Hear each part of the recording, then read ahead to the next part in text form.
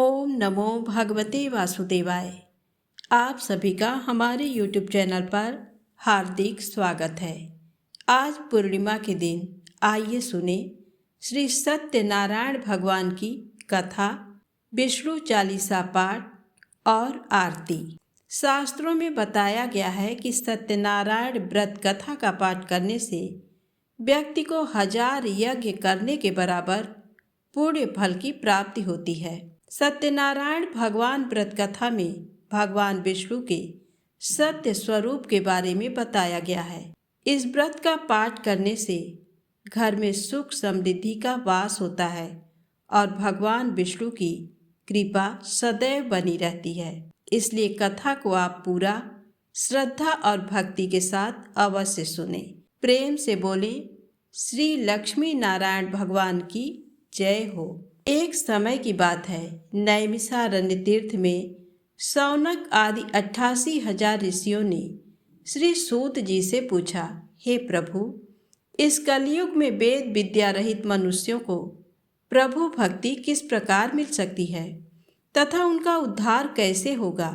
हे मुनि श्रेष्ठ, कोई ऐसा तप बताइए जिससे थोड़े समय में ही पुण्य मिले और मनोवांछित फल भी मिल जाए। इस प्रकार की कथा सुनने की हम इच्छा रखते हैं। सर्व शास्त्रों के ज्ञाता सूत जी बोले, हे वैष्णव में पूज्य, आप सभी ने प्राणियों के हित की बात पूछी है, इसलिए मैं एक ऐसे श्रेष्ठ व्रत को आप लोगों को बताऊंगा जिसे नारद जी ने लक्ष्मी नारायण जी से पूछा था और लक्ष्मीपति ने मुनि श्रेष्ठ नारद जी से कहा था। आप सभी से ध्यान से सुनिए। एक समय की बात है, योगी राज नारद जी दूसरों के हित की इच्छा लिए अनेकों लोकों में घूमते हुए मृत्यु लोक में आ पहुँचे। यहाँ उन्होंने अनेक योनियों में जन्मे प्रायः सभी मनुष्यों को अपने कर्मों द्वारा अनेकों दुखों से पीड़ित देखा। उनका दुख देख नारद जी सोचने लगे कि कैसा यत्न किया जाए जिसके करने से निश्चित रूप से मानव के दुखों का अंत हो जाए। इसी विचार पर मनन करते हुए वह विष्णु लोक में गए। वहाँ वह देवों के इस नारायण की स्तुति करने लगे, जिनके हाथों में शंख, चक्र, गदा और पद्म थे, गले में वरमाला पहने हुए थे। स्तुति करते हुए नारद जी बोले, हे भगवान, आप अत्यंत शक्ति से संपन्न हैं। मन तथा वाणी भी आपको नहीं पा सकती है। आपका आदि मध्य तथा अंत नहीं है। निर्गुण स्वरूप सृष्टि के कारण भक्तों के दुख को दूर करने वाले आपको मेरा नमस्कार है। नारद जी की स्तुति सुन विष्णु भगवान बोले, हे मुनिश्रेष्ठ, आपके मन में क्या बात है? आप किस काम के लिए पधारे हैं, उसे निसंकोच कहो। इस पर नारद मुनि बोले कि मृत्यु लोक में अनेक योनियों में जन्मे मनुष्य अपने कर्मों के द्वारा अनेकों दुख से दुखी हो रहे हैं। हे नाथ, आप मुझ पर दया रखते हैं तो बताइए कि वो मनुष्य थोड़े प्रयास से ही अपने दुखों से कैसे छुटकारा पा सकते हैं। श्री हरि बोले, हे नारद, मनुष्यों की भलाई के लिए तुमने बहुत अच्छी बात पूछी है। जिसके करने से मनुष्य मोह से छूट जाता है, वह बात मैं कहता हूँ, उसे सुनो। स्वर्ग लोक व मृत्यु लोक दोनों में एक दुर्लभ उत्तम व्रत है जो पुण्य देने वाला है। आज प्रेम बस होकर मैं उसे तुमसे कहता हूँ। श्री सत्यनारायण भगवान का ये व्रत अच्छी तरह विधान पूर्वक करके मनुष्य तुरंत ही यहाँ सुख भोग कर मरने पर मोक्ष पाता है। श्री हरि के वचन सुन नारद जी बोले कि उस व्रत का फल क्या है और उसका विधान क्या है। ये व्रत किसने किया था? इस व्रत को किस दिन करना चाहिए? हे प्रभु, सभी कुछ विस्तार से बताएं। नारद की बात सुनकर श्री हरि बोले, दुख व शोक को दूर करने वाला ये व्रत सभी स्थानों पर विजय दिलाने वाला है। मानव को भक्ति वह श्रद्धा के साथ शाम को श्री सत्यनारायण की पूजा धर्म परायण होकर ब्राह्मणों व बंधुओं के साथ करनी चाहिए। भक्ति भाव से ही नैवेद्य, केले का फल, घी, दूध और गेहूं का आटा सवाया लें। गेहूं के स्थान पर साठी का आटा, शक्कर तथा गुड़ लेकर वह सभी भक्षण योग्य पदार्थों को मिलाकर भगवान का भोग लगाएं। ब्राह्मणों सहित बंधु बांधवों को भी भोजन कराएं। उसके बाद स्वयं भोजन करें। भजन कीर्तन के साथ भगवान की भक्ति में लीन हो जाएं। इस तरह से सत्यनारायण भगवान का ये व्रत करने पर मनुष्य की सारी इच्छाएं निश्चित रूप से पूरी होती हैं। इस कलिकाल अर्थात कलयुग में मृत्यु लोक में मोक्ष का यही एक सरल उपाय बताया गया है। सूत जी बोले, हे ऋषियों, जिसने पहले समय में इस व्रत को किया था उसका इतिहास कहता हूँ, ध्यान से सुनो। सुंदर काशीपुरी नगरी में एक अत्यंत निर्धन ब्राह्मण रहता था। भूख प्यास से परेशान वह धरती पर घूमता रहता था। ब्राह्मणों से प्रेम करने वाले भगवान ने एक दिन ब्राह्मण का वेश धारण कर उसके पास जाकर पूछा, हे विप्र, नित्य दुखी होकर तुम पृथ्वी पर क्यों घूमते हो? दीन ब्राह्मण बोला, मैं निर्धन ब्राह्मण हूँ, भिक्षा के लिए धरती पर घूमता हूँ। हे भगवान, यदि आप इसका कोई उपाय जानते हो तो बताइए। वृद्ध ब्राह्मण कहता है कि सत्यनारायण भगवान मनोवांछित फल देने वाले हैं, इसलिए तुम उनका पूजन करो। इसे करने से मनुष्य सभी दुखों से मुक्त हो जाता है। वृद्ध ब्राह्मण बनकर आए सत्यनारायण भगवान उस निर्धन ब्राह्मण को व्रत का सारा विधान बताकर अंतर ध्यान हो गए। ब्राह्मण मन ही मन सोचने लगा कि जिस व्रत को वृद्ध ब्राह्मण करने को कहा गया है मैं उसे जरूर करूँगा। ये निश्चय करने के बाद उसे रात में नींद नहीं आई। वह सवेरे उठकर सत्यनारायण भगवान के व्रत का निश्चय कर भिक्षा के लिए चला गया। उस दिन निर्धन ब्राह्मण को भिक्षा में बहुत धन मिला, जिससे उसने बंधु बांधवों के साथ मिलकर श्री सत्यनारायण भगवान का व्रत संपन्न किया। भगवान सत्यनारायण का व्रत संपन्न करने के बाद वह निर्धन ब्राह्मण सभी दुखों से छूट गया और अनेक प्रकार की संपत्तियों से युक्त हो गया। उसी समय से ये ब्राह्मण हर माह इस व्रत को करने लगा। इस तरह से सत्यनारायण भगवान के व्रत को जो मनुष्य करेगा वह सभी प्रकार के पापों से छूटकर मोक्ष को प्राप्त होगा। जो मनुष्य इस व्रत को करेगा वह सभी दुखों से मुक्त हो जाएगा। सूत जी बोले कि इस तरह से नारद जी से नारायण जी का कहा हुआ श्री सत्यनारायण व्रत को मैंने तुमसे कहा। हे विप्रो, मैं अब और क्या कहूँ? ऋषि बोले, हे मुनिवर, संसार में उस विप्र से सुनकर और किस किस ने इस व्रत को किया, हम सब इस बात को सुनना चाहते हैं। इसके लिए हमारे मन में श्रद्धा का भाव है। सूत जी बोले, हे मुनियों, जिस जिसने इस व्रत को किया है वह सब सुनो। एक समय वही विप्र धन व ऐश्वर्य के अनुसार अपने बंधु बांधवों के साथ इस व्रत को करने को तैयार हुआ। उसी समय एक लकड़ी बेचने वाला बूढ़ा आदमी आया और लकड़ियां बाहर रखकर अंदर ब्राह्मण के घर में गया। प्यास से दुखी वह लकड़हारा उनको व्रत करते देख विप्र को नमस्कार कर पूछने लगा कि आप ये क्या कर रहे हैं तथा इसे करने से क्या फल मिलेगा, कृपया मुझे भी बताएं। ब्राह्मण ने कहा कि सब मनोकामनाओं को पूरा करने वाला ये सत्यनारायण भगवान का व्रत है। इनकी कृपा से ही मेरे घर में धन धान्य आदि की वृद्धि हुई है। विप्र से सत्यनारायण व्रत के बारे में जानकर लकड़हारा बहुत प्रसन्न हुआ।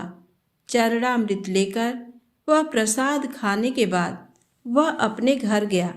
लकड़हारे ने अपने मन में संकल्प किया कि आज लकड़ी बेचने से जो धन मिलेगा उसी से श्री सत्यनारायण भगवान का उत्तम व्रत करूंगा।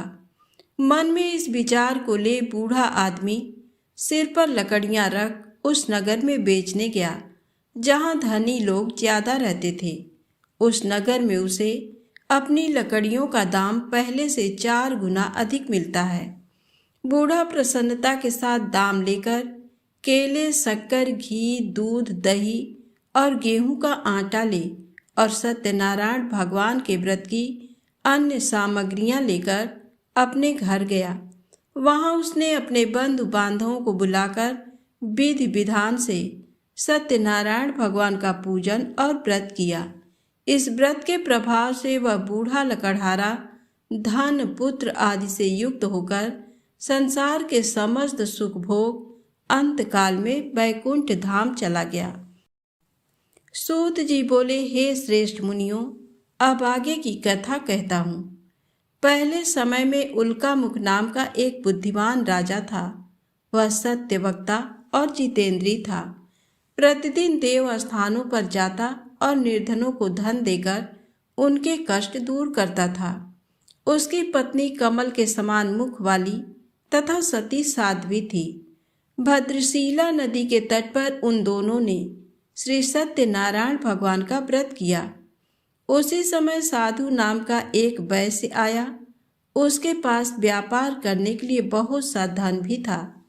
राजा को व्रत करते देखकर वह विनय के साथ पूछने लगा, हे राजन, भक्ति भाव से पूर्ण होकर आप ये क्या कर रहे हैं? मैं सुनने की इच्छा रखता हूँ, तो आप मुझे बताएं। राजा बोला, हे साधु, अपने बंधु बांधवों के साथ पुत्र आदि की प्राप्ति के लिए एक महाशक्तिमान श्री सत्यनारायण भगवान का व्रत व पूजन कर रहा हूँ। राजा के वचन सुन साधु आदर से बोला, हे राजन, मुझे इस व्रत का सारा विधान कहिए। आपके कथनानुसार मैं भी इस व्रत को करूँगा। मेरी भी संतान नहीं है और इस व्रत को करने से निश्चित रूप से मुझे संतान की प्राप्ति होगी। राजा से व्रत का सारा विधान सुन व्यापार से निवृत्त हो वह अपने घर गया। साधु वैश्य ने अपनी पत्नी को संतान देने वाले इस व्रत का वर्णन कह सुनाया और कहा कि जब मेरी संतान होगी तब मैं इस व्रत को करूँगा। साधु ने इस तरह के वचन अपनी पत्नी लीलावती से कहे। एक दिन लीलावती पति के साथ आनंदित हो सांसारिक धर्म में प्रवृत्त होकर सत्यनारायण भगवान की कृपा से गर्भवती हो गई। 10वें महीने में उसके गर्भ से एक सुंदर कन्या ने जन्म लिया। कन्या दिनों दिन ऐसे बढ़ने लगी जैसे कि शुक्ल पक्ष का चंद्रमा बढ़ता है।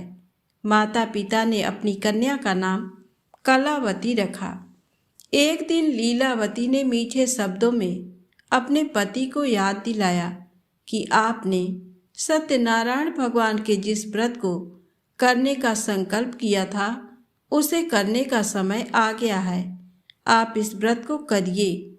साधु बोला कि हे प्रिय, इस व्रत को मैं उसके विवाह पर करूँगा। इस प्रकार अपनी पत्नी को आश्वासन देकर वह नगर को चला गया। कलावती पिता के घर में रह वृद्धि को प्राप्त हो गई।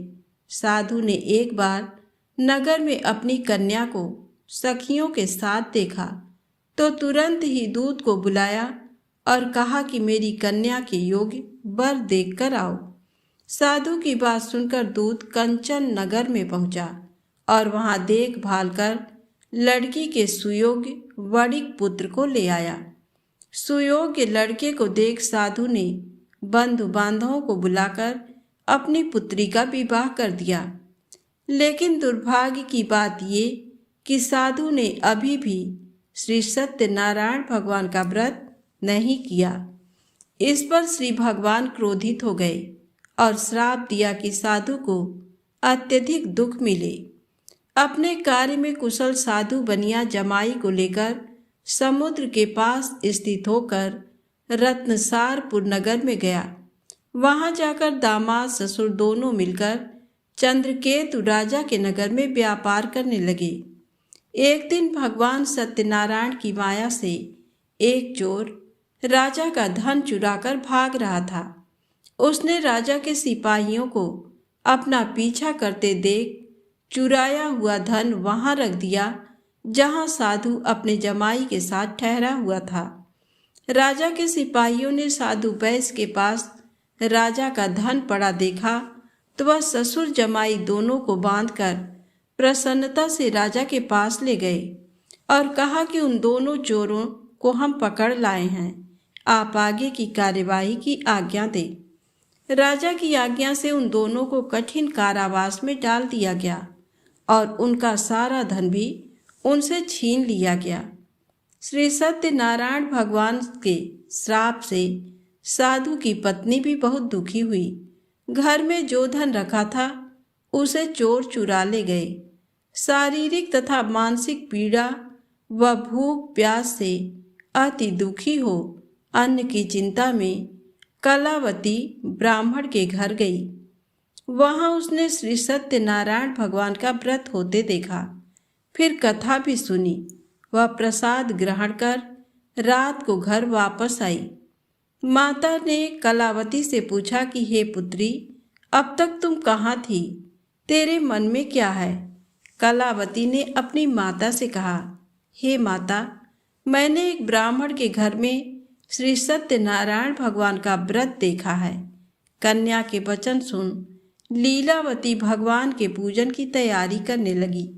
लीलावती ने परिवार व बंधुओं सहित सत्यनारायण भगवान का पूजन किया और उनसे वर मांगा कि मेरे पति तथा जमाई शीघ्र घर आ जाएं।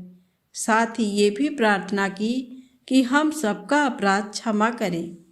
श्री सत्यनारायण भगवान इस व्रत से संतुष्ट हो गए और राजा चंद्रकेतु को सपने में दर्शन दे कहा कि हे राजन, तुम उन दोनों वैश्यों को छोड़ दो और तुमने उनका जो धन लिया है उसे वापस कर दो। अगर ऐसा नहीं किया तो मैं तुम्हारा धन, राज्य व संतान सभी को नष्ट कर दूंगा। राजा को ये सब कहकर वह अंतर ध्यान हो गए। प्रातःकाल सभा में राजा ने अपना सपना सुनाया, फिर बोले कि वणिक पुत्रों को कैद से मुक्त कर सभा में लाओ।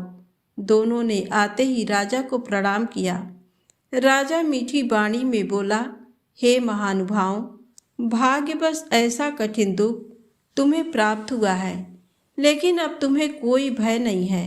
ऐसा कह राजा ने उन दोनों को नए वस्त्र आभूषण भी पहनाए और जितना धन उनका लिया था उससे दुगुना धन वापस कर दिया। दोनों वैश्य अपने घर को चल दिए तो प्रेम से बोले, श्री हरि विष्णु भगवान की जय हो। चतुर्थ अध्याय। सूत जी बोले, वैश्य ने मंगलाचार कर अपनी यात्रा आरंभ की और अपने नगर की ओर चल दिए। उनके थोड़ी दूर जाने पर एक दंडी वेशधारी श्री सत्यनारायण ने उनसे पूछा, हे साधु, तेरी नाव में क्या है? अभिमानी वणिक हंसता हुआ बोला, हे दंडी, आप क्यों पूछते हो? क्या धन लेने की इच्छा है? मेरी नाव में तो बेल व पत्ते भरे हुए हैं। वैश्य के कठोर वचन सुन भगवान बोले, तुम्हारा वचन सत्य हो। दंडी ऐसे वचन कह वहां से दूर चले गए। कुछ दूर जाकर समुद्र के किनारे बैठ गए। दंडी के जाने के बाद साधु वैश्य ने नित्य क्रिया के पश्चात नाव को ऊंची उठते देखकर अचंभा माना और नाव में बेल पत्ते आदि देख वह मूर्छित हो जमीन पर गिर पड़ा। मूर्छा खुलने पर वह अत्यंत शोक में डूब गया। तब उसका दामाद बोला कि आप शोक ना मनाएं, ये दंडी का शाप है, इसलिए हमें उनकी शरण में जाना चाहिए, तभी हमारी मनोकामना पूरी होगी। दामाद की बात सुनकर वह दंडी के पास पहुंचा और अत्यंत भक्ति भाव नमस्कार करके बोला, मैंने आपसे जो जो असत्य वचन कहे थे उनके लिए मुझे क्षमा कर दें। ऐसा कहकर महान शोकातुर हो रोने लगा। तब दंडी भगवान बोले, हे वणिक पुत्र, मेरी आज्ञा से बार बार तुम्हें दुख प्राप्त हुआ है। तू मेरी पूजा से विमुख हुआ। साधु बोला, हे भगवान, आपकी माया से ब्रह्मा आदि देवता भी आपके रूप को नहीं जानते, तब मैं अज्ञानी कैसे जान सकता हूँ। आप प्रसन्न होइए। अब मैं सामर्थ्य के अनुसार आपकी पूजा करूँगा। मेरी रक्षा करो और पहले के समान नौका में धन भर दो। साधु वैश्य के भक्तिपूर्वक वचन सुनकर भगवान प्रसन्न हो गए और उसकी इच्छा अनुसार वरदान देकर अंतर ध्यान हो गए। ससुर जमाई जब नाव पर आए तो नाव धन से भरी हुई थी।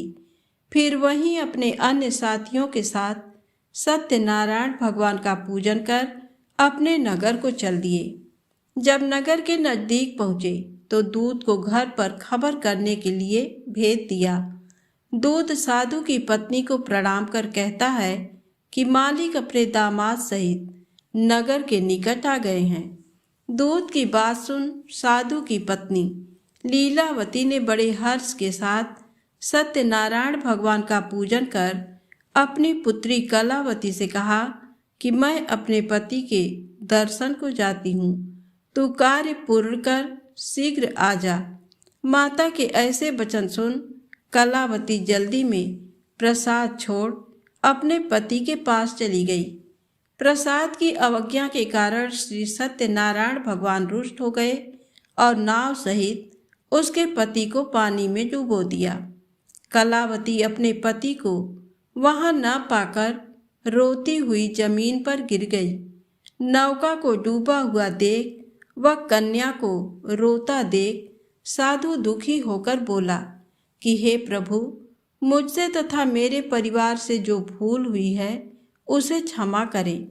साधु के दीन वचन सुनकर श्री सत्यनारायण भगवान प्रसन्न हो गए और आकाशवाणी हुई, हे साधु, तेरी कन्या मेरे प्रसाद को छोड़कर आई है, इसलिए उसका पति अदृश्य हो गया है। यदि वह घर जाकर प्रसाद खाकर लौटती है तो इसे इसका पति अवश्य मिलेगा। ऐसी आकाशवाणी सुन कलावती घर पहुंचकर प्रसाद खाती है और फिर आकर अपने पति के दर्शन करती है। उसके बाद साधु अपने बंधु बांधवों सहित श्री सत्यनारायण भगवान का विधि विधान से पूजन करता है। इस लोक का सुख भोग वह अंत में स्वर्ग जाता है। श्री सूत जी बोले, हे ऋषिगण, मैं एक और कथा कहता हूँ, आप सभी ध्यान से सुनो। सदा प्रजा के लिए चिंतित तुंगध्वज नाम का एक राजा था। उसने भगवान सत्यनारायण का प्रसाद त्याग कर बहुत कष्ट पाया। एक समय राजा वन में वन्य पशुओं को मारकर बड़ के वृक्ष के नीचे आया। वहां उसने ग्वालों को भक्तिभाव से बंधु बांधवों सहित श्री सत्यनारायण जी का पूजन करते देखा, परंतु राजा देखकर भी अभिमान के कारण न तो वहां गया और न ही सत्यदेव भगवान को नमस्कार ही किया। जब ग्वालों ने भगवान का प्रसाद उसके सामने रखा तो वो प्रसाद छोड़कर अपने नगर को चला गया। नगर में पहुंचकर उसने देखा कि उसका सारा राज्य नष्ट हो गया है। वो समझ गया कि ये सब भगवान सत्यदेव ने रुष्ट होकर किया है। तब वो वन में वापस आया और ग्वालों के समीप जाकर विधिपूर्वक पूजन कर प्रसाद ग्रहण किया तो सत्यनारायण की कृपा से सब कुछ पहले जैसा ही हो गया और लंबे समय तक सुख भोग कर मरणोपरांत वह मोक्ष को प्राप्त हुआ। जो मनुष्य इस श्रेष्ठ दुर्लभ व्रत को करेगा, श्री सत्यनारायण भगवान की कृपा से उसे धन धान्य की कोई कमी नहीं होगी। निर्धन धनी और बंदी बंधनों से मुक्त होकर निर्भय हो जाता है। संतानहीन को संतान प्राप्त होती है तथा सब इच्छाएं पूर्ण कर अंत में वैकुंठ धाम को जाता है। अब उनके बारे में भी जानिए जिन्होंने पहले इस व्रत को किया। अब उनके दूसरे जन्म की कथा भी सुनिए। सतानंद नामक वृद्ध ब्राह्मण ने सुदामा के रूप में जन्म लेकर श्री कृष्ण की भक्ति एवं सेवा कर वैकुंठ प्राप्त किया। उल्कामुख नामक महाराज राजा दशरथ बने और श्री रंगनाथ का पूजन कर मोक्ष को प्राप्त हुए। साधु नाम के वैश्य ने धर्मात्मा व सत्य प्रतिज्ञ राजा मोरध्वज बनकर अपने पुत्र को आरे से चीरकर वैकुंठ धाम प्राप्त किया। महाराज तुंगध्वज स्वयंभू मनु बने। उन्होंने बहुत से लोगों को भगवान की भक्ति में लीन कराकर बैकुंठ धाम प्राप्त किया। लकड़हारा अगले जन्म में गुह नामक निषाद राजा बना, जिसने राम के चरणों की सेवा कर अपने सभी जन्मों को संवार लिया। प्रेम से बोले श्री सत्यनारायण भगवान की जय। अब आइए सुने विष्णु चालीसा पाठ। विष्णु सुनिए विनय, सेवक की चितलाय, कीरत कुछ वर्णन करूं, दीजय ज्ञान बताए। नमो विष्णु भगवान खरारी, कष्ट न सामन अखिल बिहारी। प्रबल जगत में शक्ति तुम्हारी, त्रिभुवन फैल रही उजियारी। सुंदर रूप मनोहर सूरत, सरल स्वभाव मोहनी मूरत। तन पर पीतांबर अति सोहत, बैजंती माला मन मोहत। शंख चक्र कर गदा बिराजे, देखत दैत्य असुर दल भाजे। सत्य धर्म मद लोभ न गाजे, काम क्रोध मद लोभ न छाजे। संत भक्त सज्जन मन रंजन, धनुजय असुर दुष्टन दल गंजन।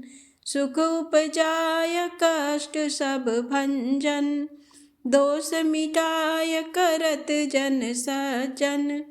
पाप काट भव सिंधु उतारण, कष्ट नाश कर भक्त उबारण। करत अनेक रूप प्रभु धारण, केवल आप भक्ति के कारण। धरणी धेनु बन तुम ही पुकारा, तब तुम रूप राम का धारा।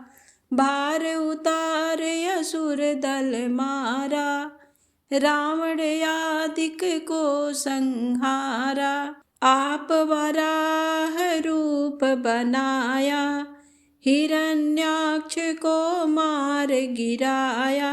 धर्मस्य तन सिंधु बनाया, 14 रत्नन को निकलाया। अमिलख असुरन द्वंद मचाया, रूप मोहनी आप दिखाया। देवन को अमृत पान कराया, असुरन को छवि से बहलाया। कुर्म रूप धर सिंधु मझाया, मंदराचल गिरि तुरत उठाया। शंकर का तुम फंद छुड़ाया, भस्मासुर को रूप दिखाया। वेदन को जब असुर डुबाया, कर प्रबंध उन्हें ढूढ़वाया। मोहित बन कर खलहि नचाया, उस ही कर से भस्म कराया। असुर जलंधर अति बलदाई, शंकर से उनकी न लड़ाई। हार पार शिव सकल बनाई, कीन सती से छल खल जाई। सुमिरन कीन तुम्हें शिवरानी, बतलाई सब विपत कहानी। तब तुम बने मुनीश्वर ज्ञानी, वृंदा की सब सुरति भुलानी। देखत तीन धनुज शैतानी, वृंदा आय तुम्हें लपटानी। हो इस परस धर्म क्षतिमानी, हना असुर उर शिव शैतानी। तुमने ध्रुव प्रहलाद उबारे, हिरणाकुश आदिक खल मारे। गणिका और अजामिल तारे, बहुत भक्त भव सिंधु उतारे। हरहु सकल संताप हमारे, कृपा करहु हरि सिर जनहारे। देखहु मैं निज दरस तुम्हारे, दीन बंधु भक्तन हितकारे। चाहत आपका सेवक दर्शन, करहु दया अपनी मधुसूदन। जानू नहीं योग्य जप पूजन, होय यज्ञ ये स्तुति अनुमोदन। शील दया संतोष सुलक्षण, विदित नहीं व्रत बोध विलक्षण।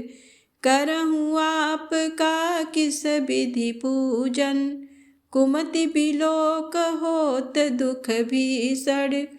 करहूँ प्रणाम कौन विधि सुमिरन, कौन भांति मैं करहूँ समर्पण।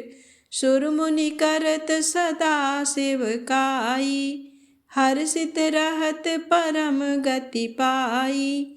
दीन दुखिन पर सदा सहाई, निज जन जान लेओ अपनाई।